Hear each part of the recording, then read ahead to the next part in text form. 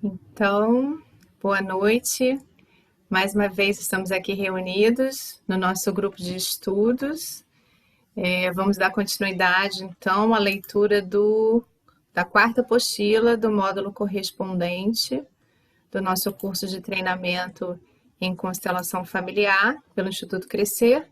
E o nosso tema de hoje é Ordens da Ajuda e o amor que cura e o amor que adoece. E quem vai fazer leitura para a gente hoje é a Andréia. Então, por favor, Andréia. Módulo 4, ordens da ajuda, o amor que cura e o amor que adoece. Ordens da ajuda. Dependemos da ajuda de outros sob todos os aspectos. Só assim podemos desenvolver nosso potencial.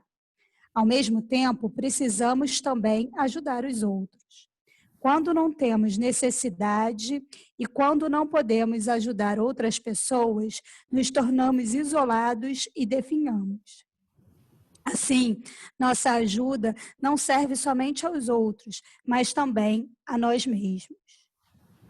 Ajudar de forma profissional, no entanto, é diferente e pode ser perigoso, pois na psicoterapia, medicina e constelações, por exemplo, trata-se frequentemente de vida e morte. Trata-se de que uma pessoa alcance o seu próprio destino, de modo que possa se desenvolver e crescer, de acordo com o que lhe é adequado. Mas então, será possível ajudar de forma profissional? Sim, mas desde que estejamos em sintonia com as forças maiores que decidem sobre a vida e a morte dos nossos clientes, que os ajudemos com respeito, ou seja, dando aos pais dos clientes um lugar de amor e respeito em nosso coração, independentemente de como foram essas pessoas. Que olhamos para os ancestrais e o destino dos familiares dos clientes e nos curvemos profundamente. Entretanto, assim, em sintonia com esses destinos, com todo o pano de fundo e com a grande alma que atua aí. A ajuda profissional sobre a ótica de constelação familiar é, portanto, sistêmica, ou seja, é direcionada a todos os integrantes do sistema familiar do cliente, e o relacionamento existente entre o constelado cliente e o constelador terapeuta é regido por um conjunto de leis e princípios denominados por Bert Helling de ordens da ajuda. A primeira ordem da ajuda consiste em dar apenas o que se tem e esperar e tomar apenas o que se necessita. Essa ajuda é humilde. A primeira desordem da ajuda começa quando uma pessoa quer dar algo que não tem e a outra quer tomar algo que não necessita. A desordem também ocorre quando uma pessoa espera e exige da outra algo que ela não pode dar, porque ela mesma não tem. Mas também quando uma pessoa não pode dar algo, porque com isso tiraria da outra a responsabilidade por algo que só ela pode ou deve carregar sozinha, precisa ou deve fazer. Portanto, existem limites a serem observados no dar e tomar. Pertence à arte da ajuda percebê-los e se submeter a eles. Então, podemos fazer um pequeno intervalo para ver se alguém tem algum comentário ou alguma dúvida.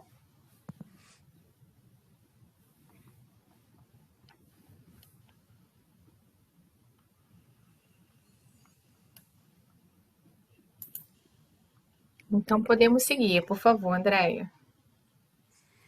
A segunda ordem da ajuda é nos submetermos às circunstâncias e somente interferir e apoiar à medida que ela o permitem. Essa ajuda é discreta e tem força. A segunda desordem da ajuda seria negarmos ou encobrirmos as circunstâncias, ao invés de olhá-las juntamente com aquele que procura ajuda. O querer ajudar contra as circunstâncias enfraquece tanto o ajudante quanto aquele que espera ajuda, ou a quem ela é oferecida, ou até mesmo imposta. Nota: para muitos ajudantes, pode ser que o destino do outro pareça ser difícil e por isso querem mudá-lo. Entretanto, muitas vezes, não porque o outro precise ou queira, mas porque os próprios ajudantes não conseguem suportar esse destino. E quando o outro, mesmo assim, se deixa ajudar por eles, não é tanto porque precisa, mas porque deseja ajudar o ajudante. Continua. Terceira ordem da ajuda é que o ajudante também se coloque como adulto perante um adulto que procura ajuda. Com isso, recusa as tentativas do cliente de forçá-lo a fazer o papel de seus pais. É compreensível que isso seja sentido e criticado por muitos como dureza. Paradoxalmente, essa dureza é criticada por muitos como arrogância, embora, olhando com exatidão, o ajudante seja muito mais arrogante numa transferência de relação entre pais e filhos. A desordem aqui ocorre quando o ajudante permite que o cliente faça reivindicações a ele como uma criança a seus pais, e quando o ajudante trata o cliente como uma criança para poupá-lo de algo que ele mesmo precisa e deve carregar, a responsabilidade e as consequências. Nota: é o reconhecimento dessa terceira ordem de ajuda que diferencia de modo fundamental as constelações familiares e o trabalho com os movimentos da alma da psicoterapia habitual. Continua? Vamos fazer um pequeno intervalo, então, para ver se alguém gostaria de fazer algum comentário ou tirar alguma dúvida.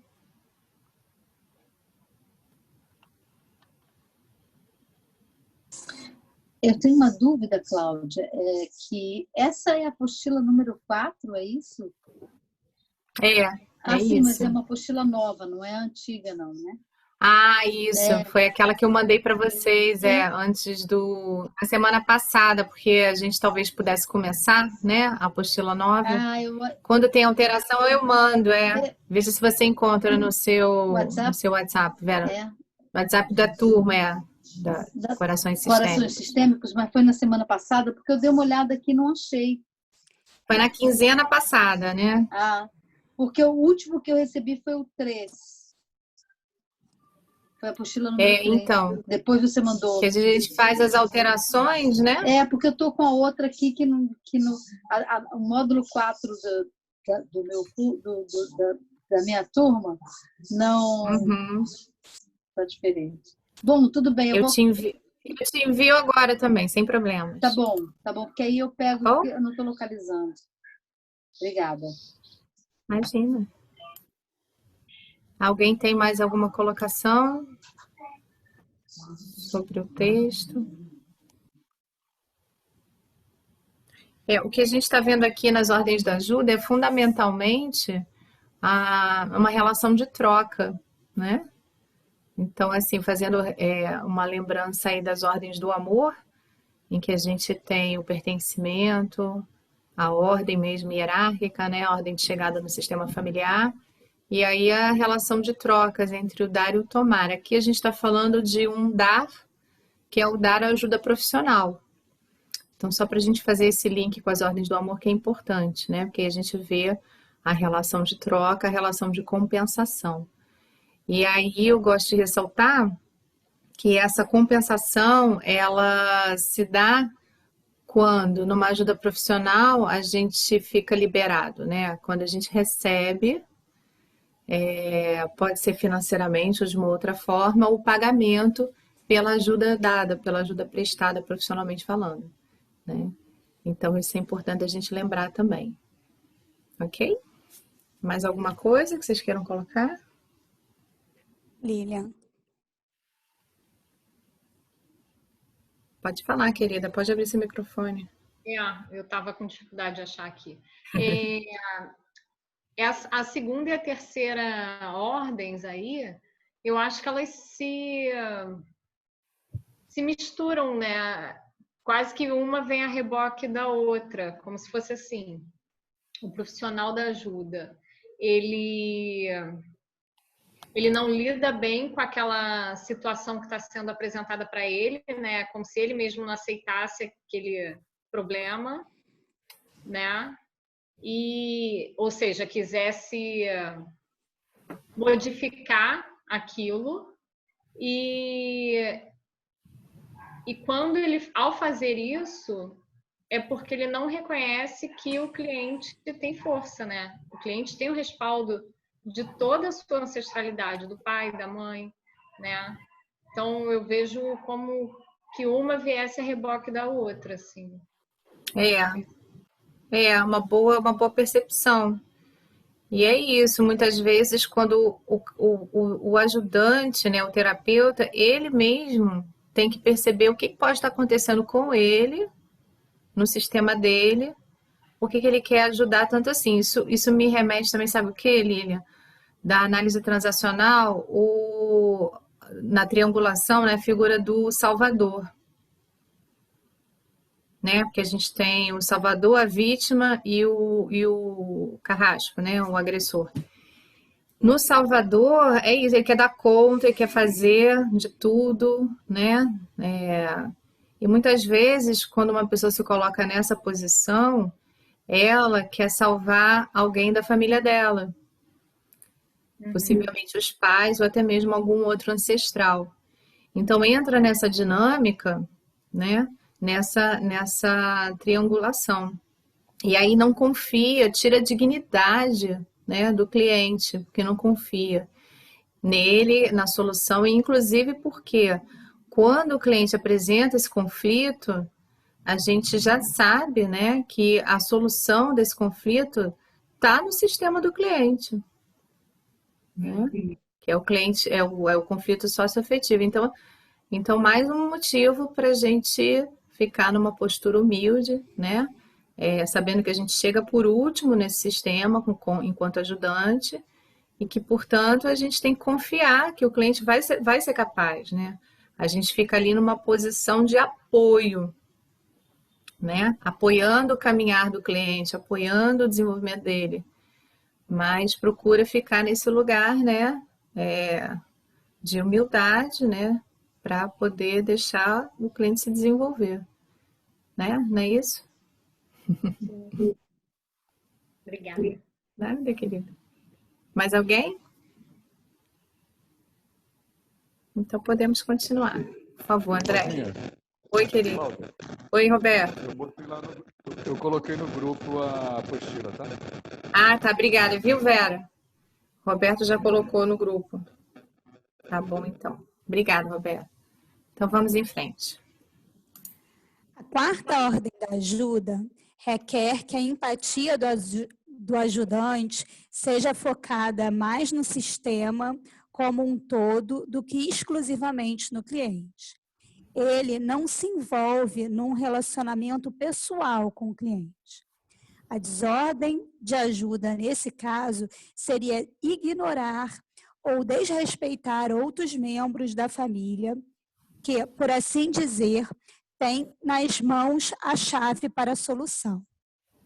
A elas pertencem, sobretudo, as pessoas que foram excluídas da família, por exemplo, porque os outros se envergonham delas. Quinta ordem da ajuda é amar a cada ser humano, não importa o quanto essa pessoa seja diferente. Dessa forma, o ajudante abre seu coração para o outro e o cliente se torna também parte dele.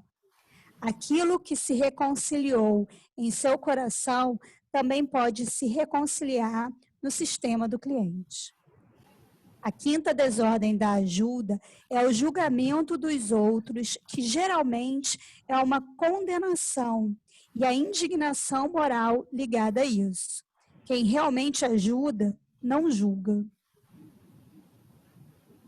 Sexta ordem da ajuda é concordar como ajudante com a situação do cliente exatamente como é ou foi, sem nenhum pesar. Através desse reconhecimento, ganha-se força. Através desse reconhecimento, o cliente também ganha força para concordar com o seu passado exatamente como foi. A desordem da ajuda ocorre quando queremos que algo seja diferente do que é ou do que foi. E isso mostra quando o ajudante quer consolar o outro, se lastimando com o cliente sobre o que foi, da maneira que foi. As constelações familiares unem o que antes estava separado. Nesse sentido, estão a serviço da reconciliação, sobretudo com os pais.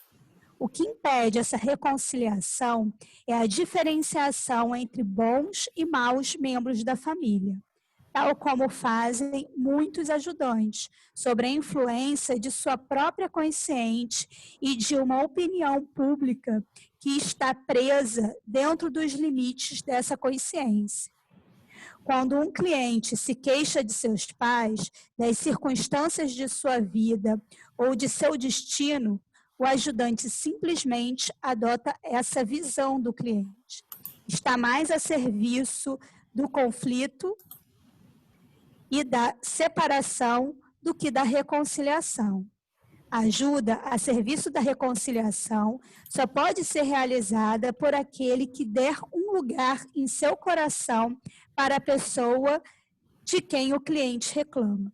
Dessa maneira, o ajudante antecipa em sua própria alma o que o cliente ainda precisa realizar. Bert Hellinger. É lindo isso, né? Então, vocês querem fazer algum comentário?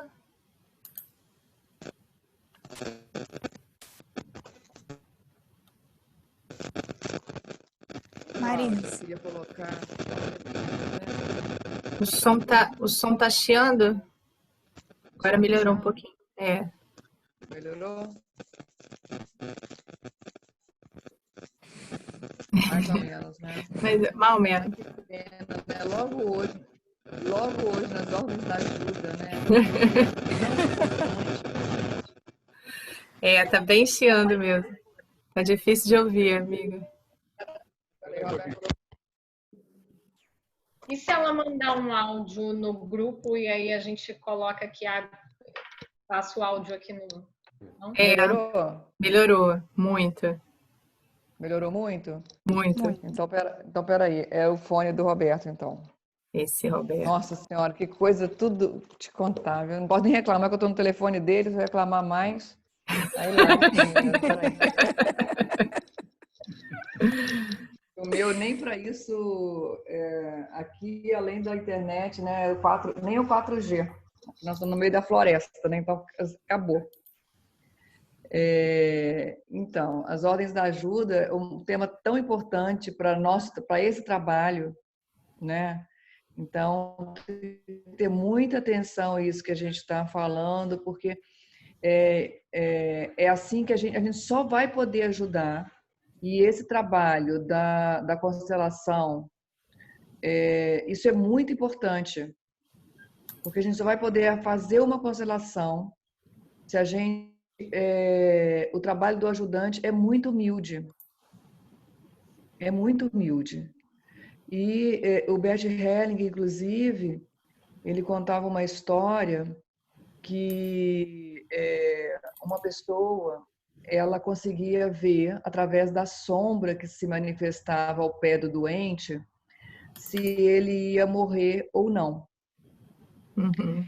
Então, sempre que alguém estava muito doente, ou era que ela vai morrer ou não vai morrer, essa pessoa era chamada para dizer se a pessoa ia viver ou não.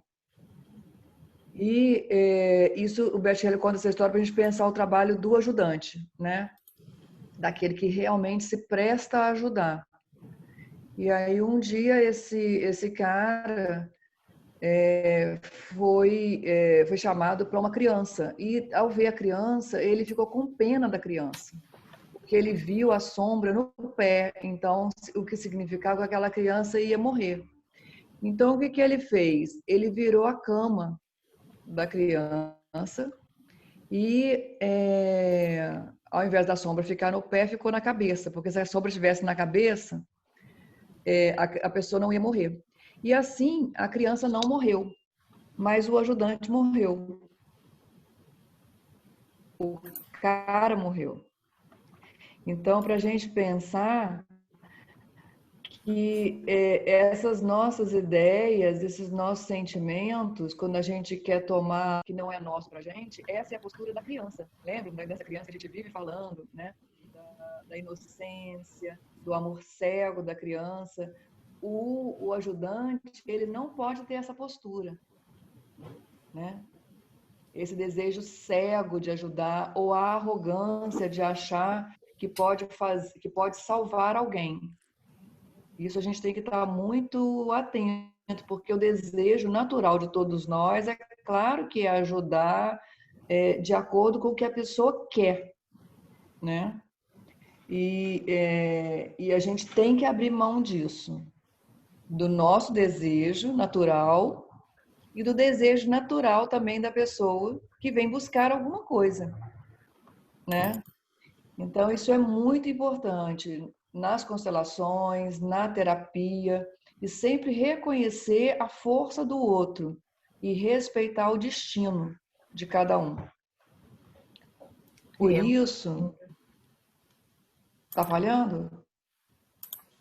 Por isso, né, as ordens da ajuda para quem quer ajudar, não só nas constelações, mas na terapia, né, a gente poder perceber isso. E a primeira coisa quando a gente entra numa constelação é a gente incluir no nosso coração os excluídos. Isso a gente já falou bastante vezes, né? Mas é só para a gente estar lembrando aqui dessa importância, né? É isso. E olha, você falando desse tema, né, Marisa, me veio essa imagem. Isso que eu compartilhei com vocês aqui, vocês estão vendo, da florzinha, né? Então, a florzinha quer ajudar a outra florzinha, né? E poupá-la da chuva. E aí ela vai definhando, né? E ao final, o último quadrinho, ela morre e aí a florzinha que ajudou não consegue nem entender ali, ó, a interrogação, né? Tipo, o que aconteceu? Eu só estava ajudando. Né? Então é bom essa imagem, né? Bonitinha. Uhum. Você expressa bem o que a gente está falando para vocês, né? Uhum.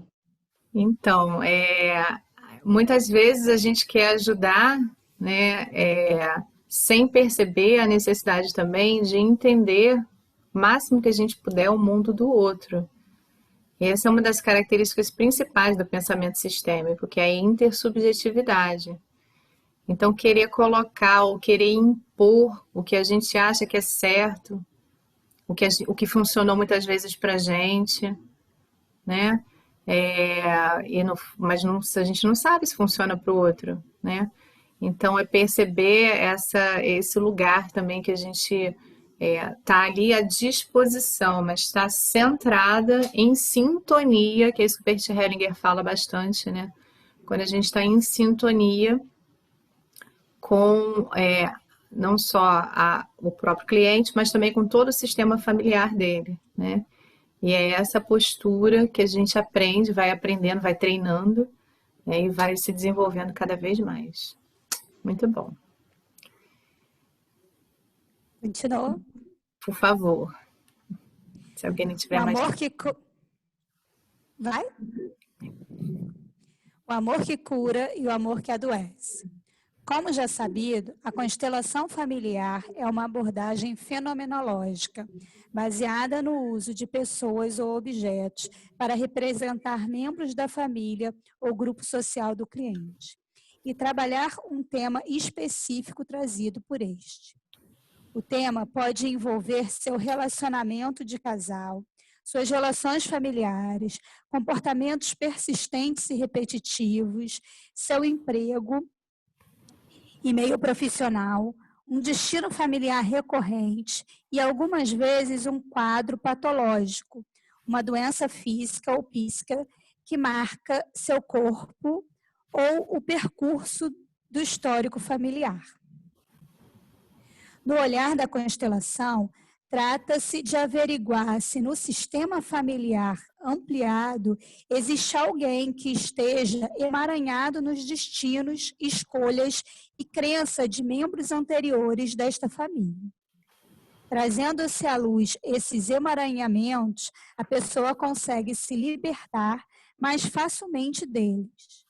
Ela passa a ter consciência do que age no seu sistema e a ter a opção da escolha sobre seu próprio destino.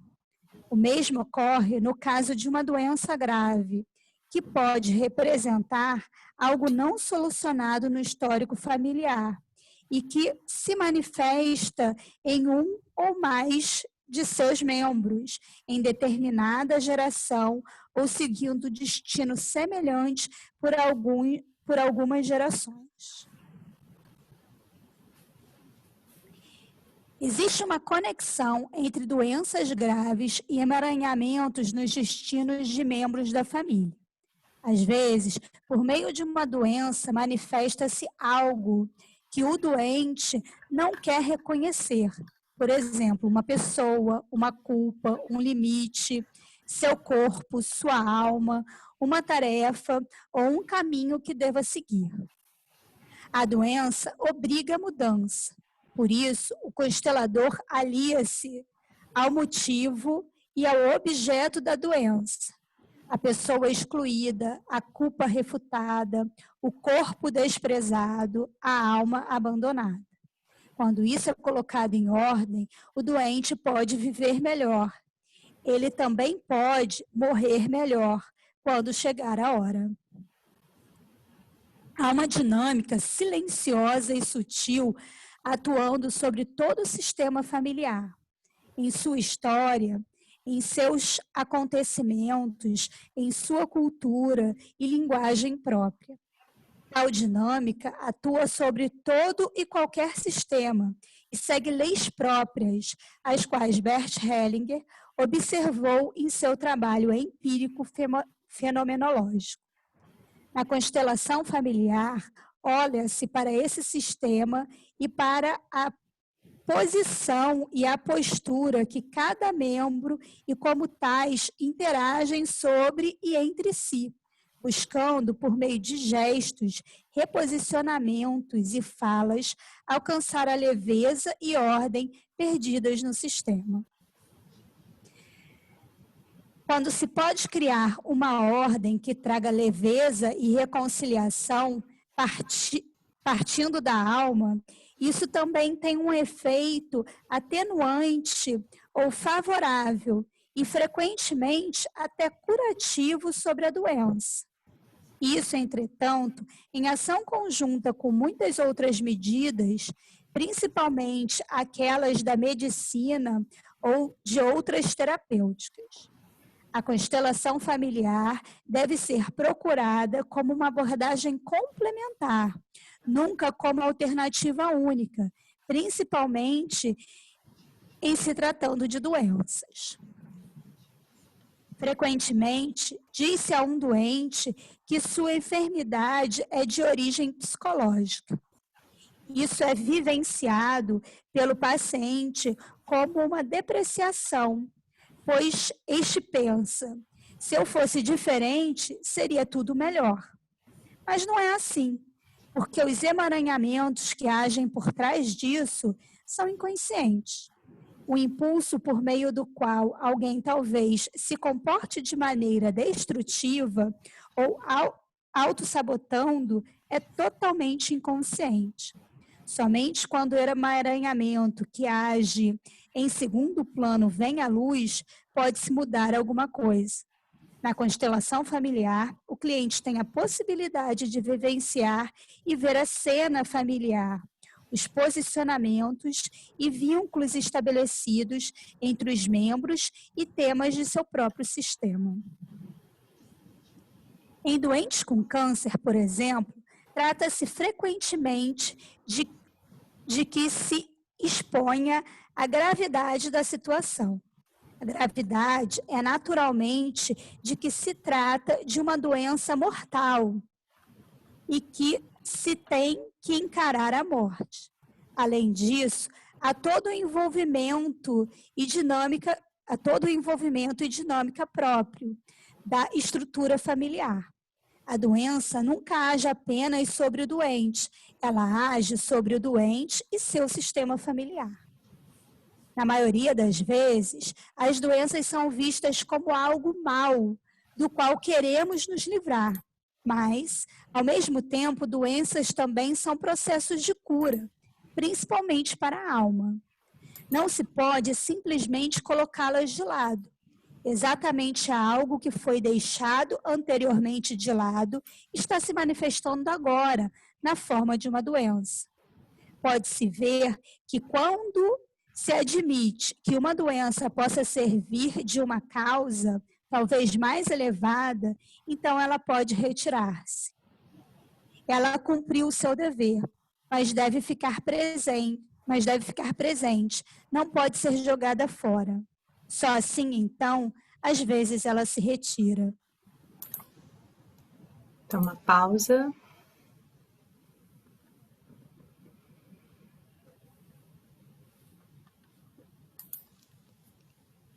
Alguém gostaria de comentar? Quantos trabalhos a gente já fez em constelação, né? Que vocês puderam assistir, que vocês puderam representar, em que a gente percebe, né? Existe um representante da doença, como que é o movimento dele, né?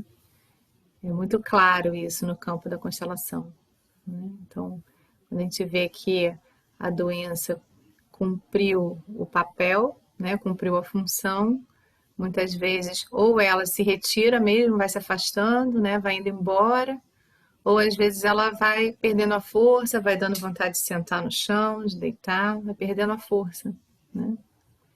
E isso é muito incrível mesmo, né? Muito claro isso no campo da constelação.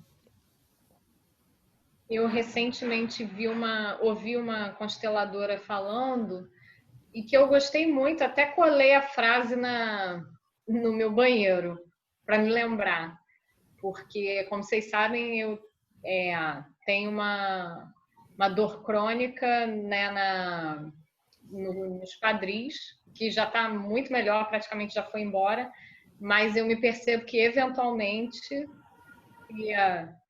se eu fico ansiosa com alguma coisa, é ali que dói, entendeu? E aí a frase que ela falou foi justamente para a gente integrar esse sintoma, ou a crise, ou uma doença, né? Olhar para isso e falar, sim, você faz parte, você me traz um novo caminho. Então, quando eu ouvi isso dela, a consteladora é a Simone Arrojo, não sei se vocês conhecem,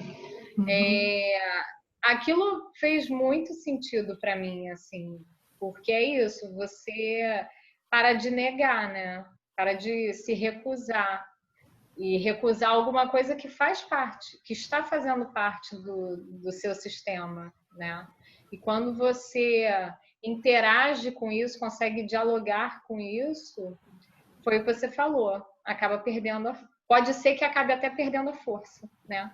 Ganha espaço, espaço. Então, para mim, isso foi muito, pessoalmente, foi algo que fez muito sentido, e com vários amigos eu já usei essa frase, né, com eles, assim, e eles também acabaram lidando melhor com as coisas, sabe? Então, foi bem legal. É isso. É que ele fala aqui justamente que não que pode até ir embora eventualmente, né? Mas que a gente não pode querer excluir. Isso é um movimento que vem do espírito. né? É um movimento que vem de um lugar que a gente não sabe, porque existem muitas outras forças atuando. Então, o principal movimento é essa integração que você fez. É exatamente o que ele disse aqui no último parágrafo, praticamente, né? E, eventualmente, pode ser que vá até embora, né? Muito bom. Obrigada, Lívia. Lilian, eu queria comentar também, assim, que não me lembro perfeitamente, mas eu acho que a gente já até olhou isso, né, em algum momento, não já, Lilian?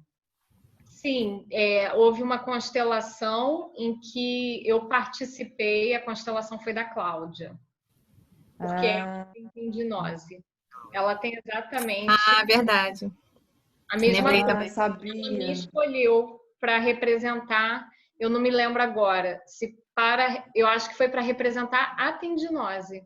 E ninguém sabia. A Andréia estava do meu lado e quando começou a constelação eu falei com a Andréia. Eu falei, Andréia, eu tenho essa doença. E aí, Buba, você entrou na constelação, né? Claro, né? Deve funcionar esse negócio, né? Mas é incrível isso, né? E É aí a gente perceber, porque se a gente entende, né, que como tudo na vida está a serviço, né, e que as doenças também estão a serviço, né, é o amor que cura, né? Então, e que as doenças, a cura, como colocou ali, né, às vezes é da alma mesmo. Então, muitas vezes a gente vê que as exclusões, né, elas são representadas por doenças. Então, quando a gente olha para a doença, olha para o que a gente tem e concorda, entendendo, né, que muitas vezes ali tem um destino, né, e que muitas vezes ali tem um excluído, e que aquilo representa essa dor, né, que representa esse destino, e você diz sim a esse destino, não a dor e a doença, mas o que aquilo representa, né? E você diz, você faz parte, né? Então, às vezes, é claro que como um corpo humano, né? Às vezes aquilo atinge realmente, pode realmente nos ferir de alguma forma, fisicamente mesmo, que talvez seja irreversível mesmo, né? Então, isso faz parte da questão mesmo humana nossa. Mas, às vezes, né, é tão profundo mesmo que a gente se refaz, sei lá, de uma forma realmente que parece até mágica, né? Mas, de qualquer forma, como você diz, né? Você podendo olhar isso, ameniza. Isso porque você está trazendo o seu exemplo, né, Lilian? Mas todas as doenças. Por isso que muitas vezes, quando vocês fizerem ou assistirem constelações que incluam isso, vocês vão ver que é realmente poder acolher a doença. Principalmente o câncer, né? Que é uma doença muito sistêmica, né? Talvez uma das doenças mais sistêmicas que existam. Então, é isso mesmo, é o sim, né? E todos fazem parte. Isso alivia muito, não é verdade? É lindo, né? Essa É visão. lindo, sim, é lindo. E é curioso também da gente observar que quem está, na verdade, apresentando aquele sintoma, aquela doença, é uma alma muito amorosa, né? Porque está naquela função, naquele sistema familiar, de incluir alguém que foi excluído e está se colocando à disposição do sistema, então, para isso, para que o sistema possa olhar para isso, né? O Steppenhausner, que é uma das pessoas mais, assim, que seguiu muito o caminho do Bert Hellinger nessa área de saúde, porque o Bert Hellinger, ele era muito generoso, né? Então, ele não queria se ocupar de outras coisas, assim, quando as pessoas começaram a levar a constelação familiar para outras áreas, ele falava, vai, né, vai, segue. E o Stephenhaus, como médico, ele é bem assim vocacionado, né, para isso, obviamente, foi levando as constelações. Então o livro dele é bem recomendado, viu? Ele está na apostila, né, como referência bibliográfica. E ele fala muito sobre isso, da alma amorosa, né? E aí, por que eu estou trazendo isso? Porque a gente ressignifica o olhar. Porque o que normalmente a gente faz com a doença, quer se livrar dela também, né? Tá incomodando, tá doendo. Claro, né, gente? É chato, realmente, né? Tem muita coisa desagradável. Mas quando a gente ressignifica o olhar, a gente pode incluir essa doença por estar incluindo alguém, né, do sistema que foi excluído, alguém ou alguma coisa, né, do sistema que foi excluído. Então, isso é uma mudança muito grande de paradigma, né? A gente fazer essa girada, vai para um outro ângulo totalmente diferente e poder falar, não, agora você faz parte, agora eu tomo isso e agora eu entendo melhor que a doença, na verdade, está a serviço da minha saúde. A doença, na verdade, está a serviço da minha vida. Né? Então, você passa a olhar até com carinho e gratidão, né? Isso é onde eu quero chegar, né? No lugar de querer se livrar dela, né? Então, assim, olha, muito obrigada, né? Muito obrigada por estar aqui a serviço. Então, é isso, gente. Muito lindo. A doença é sempre... então, a representação de alguém que foi excluído do sistema, é isso? Ou de alguma coisa? Esse sempre eu também acho complicado a gente trazer como, né, algo amarrado, fechado, lembrando dos princípios, né, da complexidade. A gente não, assim, eu não arriscaria dizer sempre, sabe, Lilian? Mas frequentemente é isso que a gente vê, né? Frequentemente está representando alguém ou alguma coisa, como você falou, né? Pode ser alguma coisa também. Pronto? Diga, querida, a Alessandra quer falar? Abre seu microfone, Alessandra. Então, eu acho que uma forma pode começar essa investigação, claro que a gente não vai entrar sistemicamente, mas pelo menos no lado emocional, tentar entender qual é a origem emocional da doença que você está.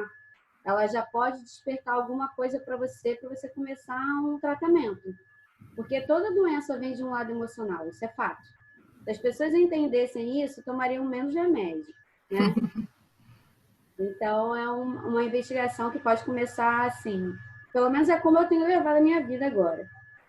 Uhum. O que a gente vê, né? Porque o Bert Hellinger, embora ele não tenha dado esses nomes, mas ele se utiliza dos mesmos princípios da medicina quântica, né? Então, quando você fala assim, tem uma causa emocional? Sim, sempre. Talvez sim, por quê? Por quê? Porque a gente está falando aí de uma causação descendente. O que é isso? A doença, ela começa a se manifestar num nível espiritual. E aí ela vai descendo para planos mais densos. Então, de um plano mais sutil possível, e aí vai descendo, por isso causação descendente, vai descendo até se instalar no plano físico. E aí quando a gente já apresenta o sintoma da doença no plano físico. Então, é claro que vai passando também pelo plano emocional, né? E existe, claro, bastantes estudos sobre a psicossomática, né? Relacionando as doenças físicas com o campo emocional. Então, claro que a gente pode fazer essa correlação. Mas é isso, a gente poder também prestar atenção, como a própria apostila trouxe, que isso não impede a gente de olhar para todos esses campos, muito pelo contrário, né? Quanto mais a gente puder fazer, melhor, gente. Então, a gente também vai procurar um médico para curar, né, o que a gente precisa no plano físico. A gente pode procurar fazer terapia para o plano emocional, pode fazer uma constelação para o plano espiritual, né? Pode utilizar de vários recursos a nosso dispor para poder olhar para isso, porque realmente, né, quando a doença já se instala no plano físico, é possível, segundo essa teoria da causação descendente, que ela também já tenha perpassado pelos outros planos mais sutis. Então, a gente pode ir trabalhando esses planos, né? Uma coisa não exclui a outra, elas se complementam. É essa ideia da complementariedade, né? Mas que realmente tem ligação emocional e outra. A emoção que vem no corpo, a gente pode observar também em que lugar do corpo está. Por isso que muitas vezes você já deve ter observado, eu gosto de perguntar, onde você está sentindo isso no seu corpo? Onde vem isso? Porque os órgãos, eles também trazem informações. Então, se eu não me engano, tem até na apostila, né, um quadro que faz essa comparação. Porque a gente vê, muitas vezes, problemas ligados à tristeza, né, a área respiratória, problemas ligados ao medo, a parte renal, né, bexiga, os rins, problemas ligados à raiva, o fígado, ira, raiva, né, tá com o fígado, a vesícula. Então, a gente pode também olhar para isso. Isso é bem típico da medicina germânica, da nova medicina alemã germânica, e da medicina também oriental chinesa, que faz essas correlações. Então, gente, é sempre uma soma de saberes, né? E que a gente puder utilizar para poder proporcionar, né, o que o cliente precisa, melhor, né? Com certeza. Tá bem? Acho que é isso, né? Alguém tem alguma contribuição?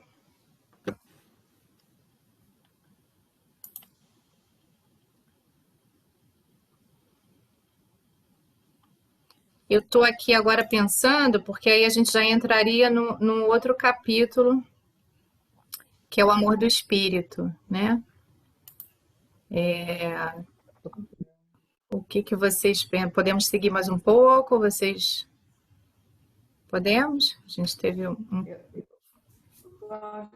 Eu acho que a gente segue um pouco, mas aí não é tão pouco assim. Não estou ouvindo, Marisa, está falhando de novo. Ou a gente fica hoje aqui, né? Porque depois a gente vai entrar num tema que é um pouco mais extenso, então não seria só mais um pouquinho. Pois é, por isso que eu pensei também, né? Então talvez fosse melhor a gente terminar por aqui hoje para não ficar cortado, né? Para não ficar... Exatamente, eu acho que vai perder a ideia, né? Vai ficar dividido. Então tá bem, gente. Então hoje paramos por aqui. Vê se alguém quer comentar ainda alguma coisa. Alguém quer comentar, gente? Quer compartilhar alguma experiência? Então, que bom. Que bom não, né? É isso. É como é. É bom também. Tudo certo, né? Exatamente. Então tá bom, pessoal. Vamos ficando por aqui hoje. Muito obrigada. E até a próxima, então, daqui a 15 dias a gente continua, então, na apostila 4, né? E entra aí no amor do espírito. O sorriso. O sorriso. O sorriso.